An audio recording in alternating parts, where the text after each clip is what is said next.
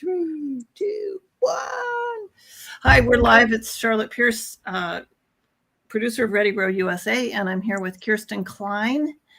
Hi, Kirsten. Hi. How you doing? I'm doing pretty good. Yeah. Thanks for coming on. It looks like you just got off the erg. Yeah, actually just got done with work. I erg early in the morning. So. Yeah, I put up on my Instagram, I said, like the video of you in the boathouse with the erg.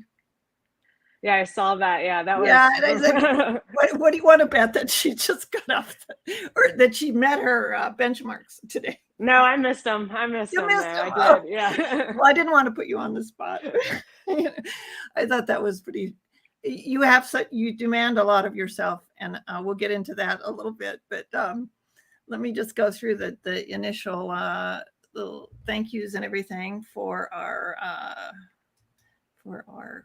podcast and our live stream. We are Ready Row USA, and we're at readyrowusa.com. So all the information that you will ever need is there. It's all the live stream links, replays. We'll put up the slides that we put and the transcript that we have from this session, and just all sorts of good stuff. Our sponsors will also be featured. But today we have Kirsten Klein, world champion indoor rower of 2021, and a Concept2 world record holder. And she's going to talk a little bit more about that in a second, how she got there and what it takes to get there. But she's also in recovery and counts rowing as a very beneficial aspect of her journey to sobriety and maintaining her sobriety. So we're going to feature this as part of our Rowing to Recovery series. The next one will be on breast cancer, and then we'll have one on PTSD and the rowing. We'll have some examples of how rowing, some people who have gone through these things and have turned to rowing as a instrument of their recovery. This is season 4. We're in season 4, which is kind of unbelievable to me. Episode 125. So we're just probably going to hit 130 by the end of the year, I think. We'd like to thank our sponsors and underwriters and our partners, Burnham Boat Slings. We all know who they are.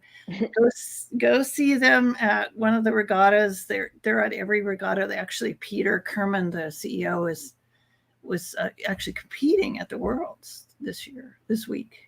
Oh, wow.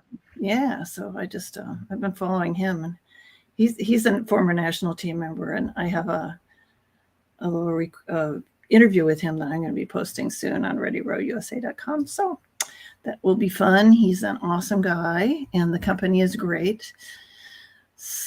Customer service bar none. Mm-hmm. Ready Row USA this website is created by my sponsor, goodinklings.com. And Laura Williams is the genius CEO designer for Good Inklings. And she'll do a free website audit for our listeners. And if you'd like to have her do that, just contact her at goodinklings.com. I love my new website. Just let me flash it up one more time. I love it. Isn't it great? And I took that picture. That's at 5:30 in the morning. Oh, wow. In June or something. And the people on the dock there are new rowers. They're learn to row class. Oh, wow. That's beautiful. Can you believe getting out at 5:30 in the morning? I wish it was that bright at 5:30 down here in Texas. I would enjoy that. It's getting to be like 7 or after 7 now. Right. Yeah, same down here. Yeah. It's terrible. Anyway, and then Resolute and Sykes have been longtime sponsors, and I have a single myself. I love it. It knows more about rowing than I do, I love to say, which is not hard to do. But anyway, I'd like to welcome Kirsten. Thank you for coming on and talking about your experience and your journey to sobriety, and just being like upfront and frank about this. It's just like any other challenge that we have in life. Right. And tell us a little bit about, you and how you got to where you are now. Yeah, well, I just want to go ahead and thank you for having me on. It's a privilege to be here.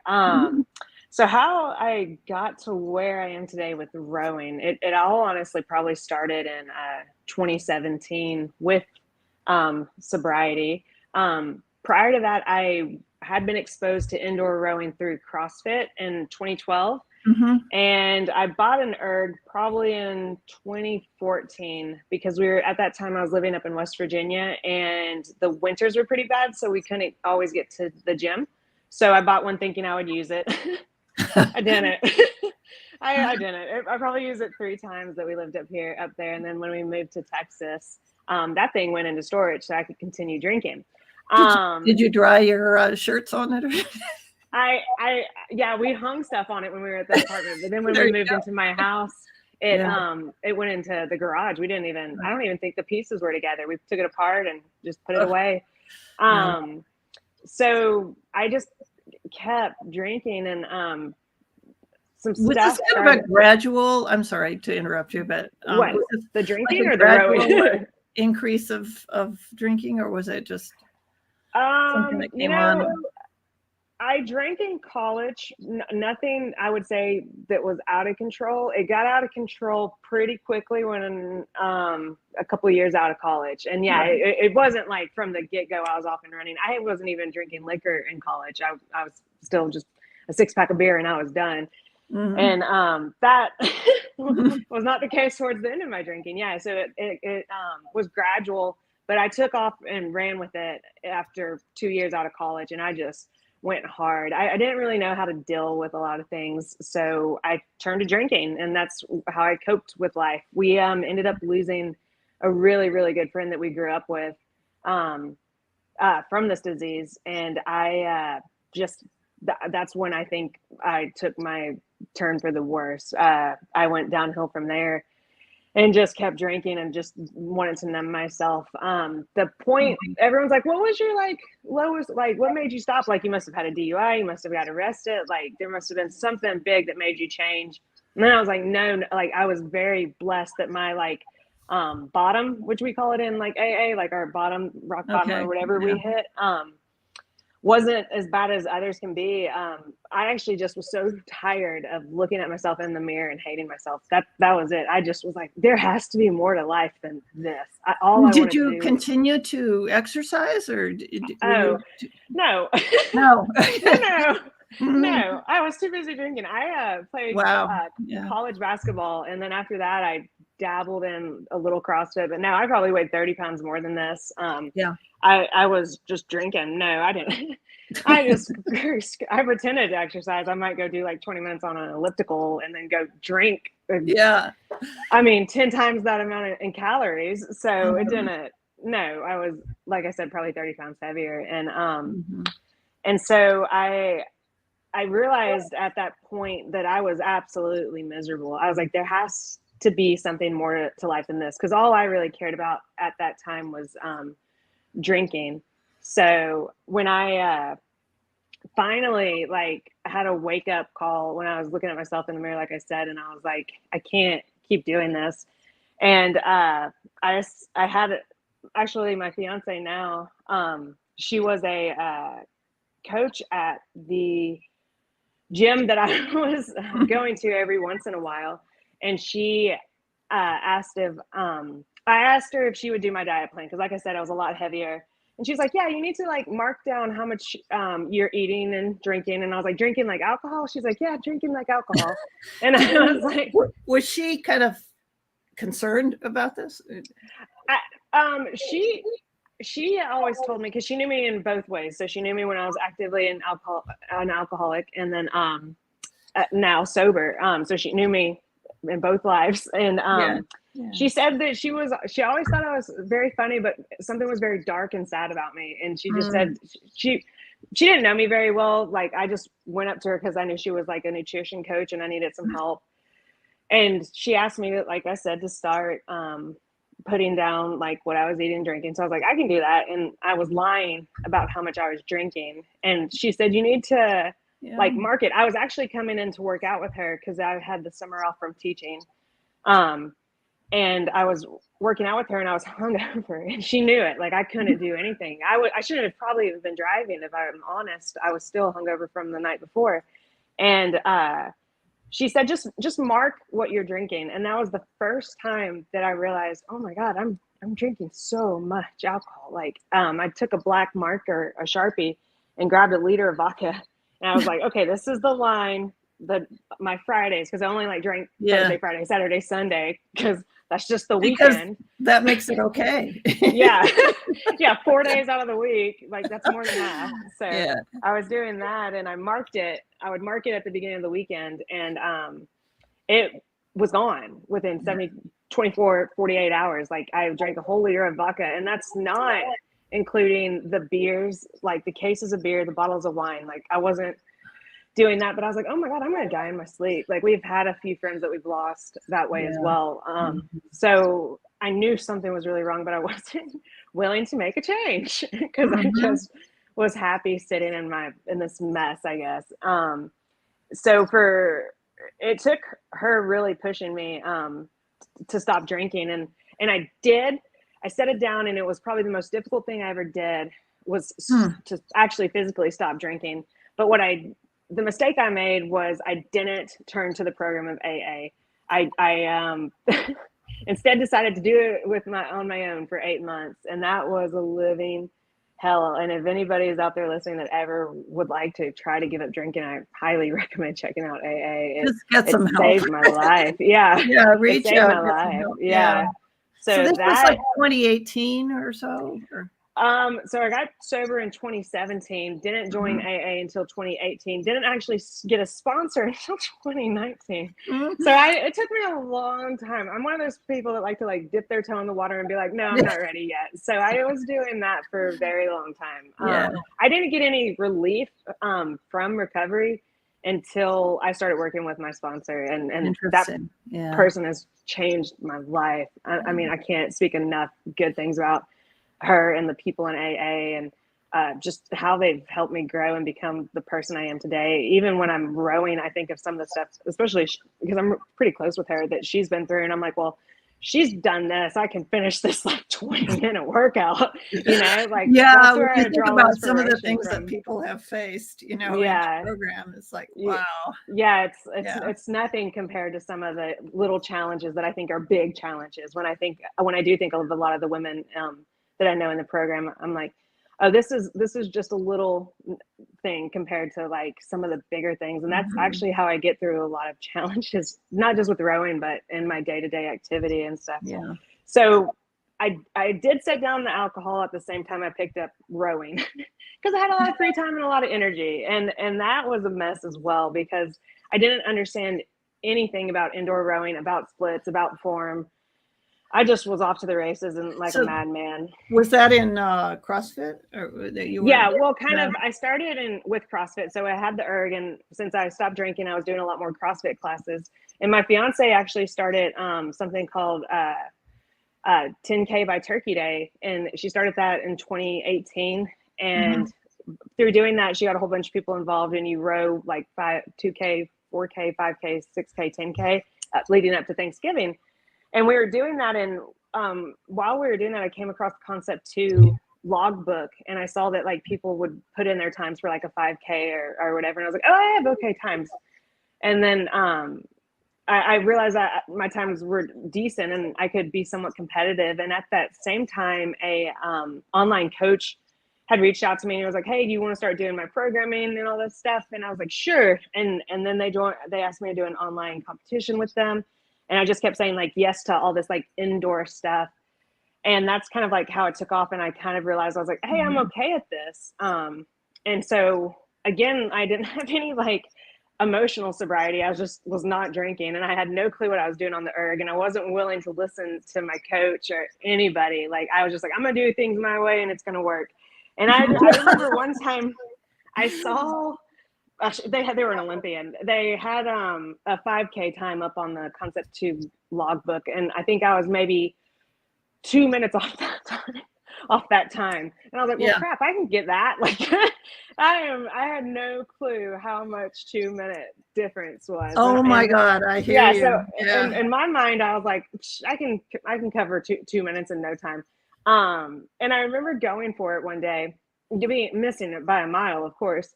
And then getting off the erg like a toddler and just like screaming and yelling and I threw something and it was like, what's wrong? I was like, can I hit these paces? I was, like I said, sober, but acting like a 2-year-old still. It took so much time, and it took coming around to AA and all that for me to like really settle down and be willing to listen to anybody about anything, not just rowing, but about life and sobriety and all of that. It took a couple of years for me to settle down. And you're 33 now, so you're right. Yeah. Point you were I just turned 34. Yeah. Yeah. Right. I was 28 when I got sober, because it was right before my 29th birthday. So yeah. Did you ever just feel so stressed out that you wanted to go back to your old ways? Yes. All the time, especially before I got in AA. I was like, this isn't worth it. I mean, I think that's just a part of it. I'm an alcoholic, and alcoholic will always want alcohol. So even today, there's still moments where I'm like, yeah, drink sounds good, but the difference is the difference is I know what that leads to, and I also have like the coping mechanisms to be like, okay, well, no, I mean, that you've been down that road before. You were down that road for 28 years and it didn't really lead you anywhere. So I choose not to do that, because I know the outcome. If I play it all the way through, it's not going to be a good one. Like I made the decision to not drink, and I'm hoping that I am able to stick with that decision for the rest of my life, because it has paid off. The dividends are just endless. Like it has paid off over and over. When you can remember again. the rewards. Right. When you and sometimes it's hard. Life gets, like I said, lifey, and then I can start feeling sorry for myself and be like, this isn't even worth it, and all that stuff, and it can get tough. But again, I have the program to lean on. I have the people in the program, and I've learned so much about just how to kind of like deal with life and all of that. And it plays back and forth with rowing, because the same things that I've learned in sobriety and in AA, rowing has taught me in a lot of ways. Like I said, like how I got off that machine and was like, why can't I get this number for my 5K? Like, why can't I do it in however many minutes? And I didn't realize at that time, I was like, hey, this is something you want, you have to work for it. Yeah. And then I had to work for it. Yeah. I mean, I've been rowing for 10 years, and I just like, it's been such a life lesson, like it's just incremental, and you just have to put in the strokes, like one stroke at a time, is to quote a metaphor from AA, like one day at a time. Right. Yeah. It's true. I got, I was very blessed in that Irving, although my form was not good, I had pretty decent times to begin with. And my fiance was talking to me about that. She was like, you never really had to work super hard for your erg times. She was like, you just kind of were pretty blessed. And she was like, so right now you're being extremely challenged by on the water. Cause I do, I come home and I'm pretty upset most days about on the water. And she's like, this is the first thing. Do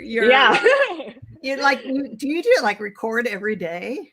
Yeah. Yeah. That's going to stop in the next couple of weeks though, because it'll be too dark. Like I have seen an improvement, I have to say. Yeah. Thank you. My coach told me that today. It's just like, I've been working on that level, the level hands. Yeah. I had a real bad issue with that. It's just being mindful of. Right. Yeah. It's funny you said that, because I got a compliment from my coach today. So I was like, yeah, I can tell I'm not splashing as much. Some days I do, some days I don't, but right. So it's the first thing that I've wanted as much as I wanted, like sobriety. I have these goals, like for on the water rowing. Like I really want to be competitive on the water.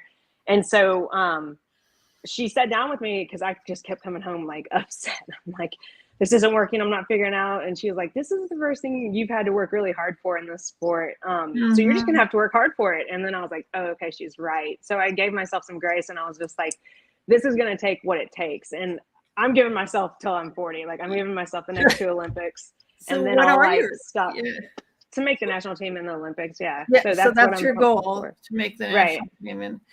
and are there people your age who are on the national team? Or I mean, I'm No, not not saying that I that it's know. not No. possible. It's just No, what? Emma Twig's my age, but I know she's done it, but like Yeah, multiple yeah, times. yeah. So no, yeah, but I don't, because I've had a coach tell me like my age and my height, because I'm only 5'8", Mhm. would be like a factor. But I mean, I don't listen to any of that. Like, yeah, like I mean, if it is, it is. But I'm gonna keep chasing that goal until, like I said, and so I gave myself 2 more Olympics, and then I said, then I'll just do like local competitions and or just kind of like slow down from there. That's the goal I have in mind, and I will chase that as long as I'm healthy and able. So I'm not gonna let anyone's like influence about like age, height, or any of that really get to me, because that can it can really mess with you. Like, because I was like, oh yeah, like when that person told me that, I was like, well, I guess I'm done. And then I was like, no, I'm not. Like, just because this one person says this one thing isn't going to stop me from like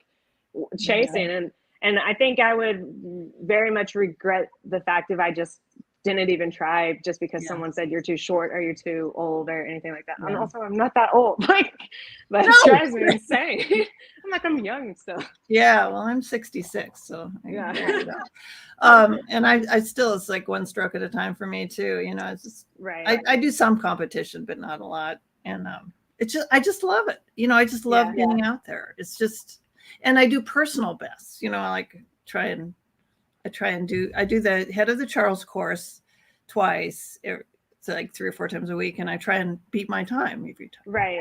And see, that's what I got stuck up on, was trying to beat other people's times. And that was not beneficial to me at all. Like, at all. Like, I was like, well, this person did this, so I have to do that. And then I would get upset. So now it's 100% all I do is like look at what I'm doing or my own form. And all I really care about is improving my times, not trying to beat so-and-so. Because I was really hung up on that, and it got me to a bad place. I haven't been like that in years, though. It was when I first was introduced to the sport, and I was like, they're faster than me. And there's always going to be somebody faster than me. I have a lot of weak points, especially at like shorter distances. So I'm aware of that. And I wanted to just mention, if people are listening, we're live streaming via video, but we will be pulling the audio for distribution on the podcast apps. So if we refer to anything visual, you can go to our website and see all the visuals. There's some great pictures of Kirsten on the water and on the erg, and we would also love to have your comments and questions. So if anybody has no, we don't have any yet, but we have a few people watching from Facebook and YouTube right now. And so thank you for tuning in. And the one thing I wanted to ask you was like the transition between, you know, this amazing accomplishments that you've done on the erg and the rowing machine to water, and what got you interested in doing water rowing. And was it somebody, or just like, I just want to try the next challenge, or what was that? You know, I felt like it was the next right move, because I again, after I started like seeing that a lot of my times were comparable to the Olympians, like just all over the world, I was like, I could maybe do something with this stuff. But I was very naive at like how different the two sports are. So I went in very confident, got humbled very quickly on the water. Like I said, I started on the water at the end of 2019. So COVID hit, and then I was not back out on the water for a very long time because our club shut down. When they opened back up. Is that Austin or? No, I'm in Houston. So when they opened back up, they only allowed singles. So I literally went from never rowing to being in a single. We had one training boat, and it was broken at the time. I think I took the pontoons out once, and then the person that was rowing with me, she's like, all right, let's get you in a single. And I was like, what? And I was like, how does anyone do this? Yeah. So were you excited about it? Did you look at it as a challenge, or kind of a fun challenge, or was it just like something you wanted to conquer? I thought I was excited. I thought it was I thought it was going to be way easier than it was. So I was very like excited to get in it. And then I was like, how do I move this single? Because like I said, I did the training boat once, pontoons once. And then she was like, okay, let's put you in a single. And I just went from there. At one point I was in a single that I was too light for, and I would just flip it, and I didn't know why. Like I was just like the flipping days. Yeah, they gave me a key, and then I would take out this one boat. They gave me a key to the boathouse, and I would take out this one boat that's a club boat, and I would just flip it. Like I was having such a hard time with it, and I couldn't figure out why. Yeah. And it's been a learning experience with everything. I know so much together, Kirsten. Your handles together. Yeah, it's funny. I've learned so much about rigging and about just everything. I think for the first year I didn't know the difference between the bow and the stern, and I didn't care to learn it. And now I'm like, I could rig my own boat any which way. And like, I know everything about pitch and all this stuff. There's 3 books downstairs that my coach gave me that I've read multiple times. So I've just educated myself. It is something I'm very much obsessed with. Like I did, like we call it like transfer addiction. Like I wouldn't go that far, but I love this. Yeah, I was wondering about it. You know, like is it something that you've thought about, you know? I mean, I realize, you know, it's funny, when I was actively drinking, I remember someone asked me one time, they're like, what's your hobby? And I said, drinking. Like I literally said drinking. I truly believe that. I thought I didn't know much about alcohol, but I thought I was like fancy person with alcohol and had all this like classy, like bourbon. I drank vodka every weekend. Like I thought I was like a connoisseur of vodka. Just alcohol. And I didn't know anything about anything. And I said that, like, and I meant that at the time. And, now, like, I know my hobby and my passion is rowing. I wasn't passionate about anything. I was a person who was sitting here, but dead inside. There was nothing going on when I was actively drinking. It was just, I was a mess. And so I am very much passionate about it with an obsession. There's like a little bit of an obsession, but I think in a lot of ways, if you want to be great at something, you have to have that like obsession and that determination and drive. Like, I saw a documentary the other day where they were talking about they were sailing, and he said nobody great has ever been a normal person. And I was like, that makes me feel a little better, because I don't at least accept your abnormalities. Yeah. So I think it's true. I think that's very true. Yeah. I mean, something to have that. I go out and I do these competitions once in a while. I haven't done any this year, but you know, I realize that I'm just not dedicated enough. Like there's some old ladies out there that are just kick-ass athletes. You know, they're out there training, and they're just like, that's their focus, you know, and I just don't have that. It's funny.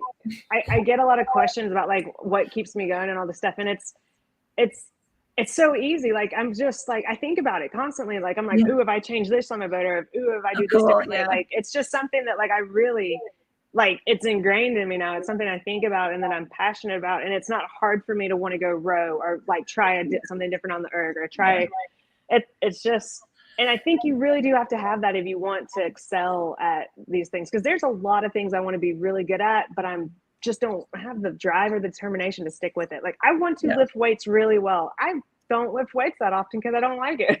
I don't like it. Avoid it. Yeah. It's not something I'm driven by. So I do think you have to have a certain type of love or passion for it to really stick with it. Well, I can't believe that we've already talked for 30 minutes. Yeah. This is amazing. Will you come back and do? Yeah. I'd love to, you know, and I'd love to follow your progress and everything.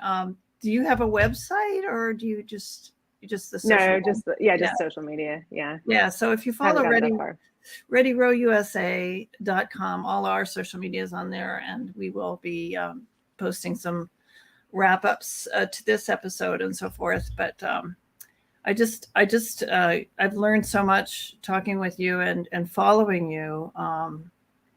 You know, you're inspirational, and thank you. Yeah. And you know, I get it, how it can be so absorbing. And so, you know, like, you know, the dedication and focus that you have is just incredible. So, thank you. Yeah, you're welcome. I'd like to just point out a couple more things as we leave, as we wrap up. again, readyrowusa.com. Just go there and we'll have updated show notes, and anything that Kirsten does in the future, we can update it there, and we'd love to have some comments and questions.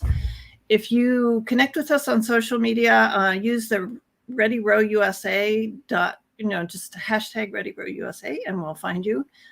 We may have a question here. Oh, what? Jessica Carla wants, what are your competition plans for the winter? I'm hoping to do some head races. There's one up in Austin, if I can get my body to work with me. So that would be the first on water competition I've done. Prior to that, I just wasn't ready. I'm just now getting to where I'm good, not good enough, but okay to row that long. I was really there's that one in Waco too, that new rowing club. I know, yeah. Yeah. So that's in November sometime. Yeah. If my body works with me and I'm healthy enough. So right. I wish you the best on your recent little bobbles. Thank you. Let's see. So the hashtag ReadyRowUSA, and just we'll track you down and give you some rowing gadgets, gear, and services. Our sponsors and partners donate stuff once in a while, and we'll give you some of that. We have a bunch of great episodes coming up. I think our next one that's scheduled is, we have a couple of rowing club spotlights. If you have a rowing club, we'd love to hear from you, and we'll put you on one of our pop-up podcasts as a spotlight. Just hear about your rowing club. We'd love to do that. And even like Kirsten, if your Houston club wants to be on, I'd love to, feature them. Yeah. So we also have, we're going to do a preview of the U.S. Rowing Convention. So it's back in person, I believe, in Philadelphia again this year. And so that's our next scheduled one besides the club spotlights. We have on our website, we have a form that you can fill out, and it will notify me to when you fill out your club information, and so then I'll contact you about getting on the show as an announcement or as a pop-up podcast. Gadgets and gear. We always love our gadgets, or I do. I don't know, Kirsten, do you like? I'm such a gadget freak. I'll try anything.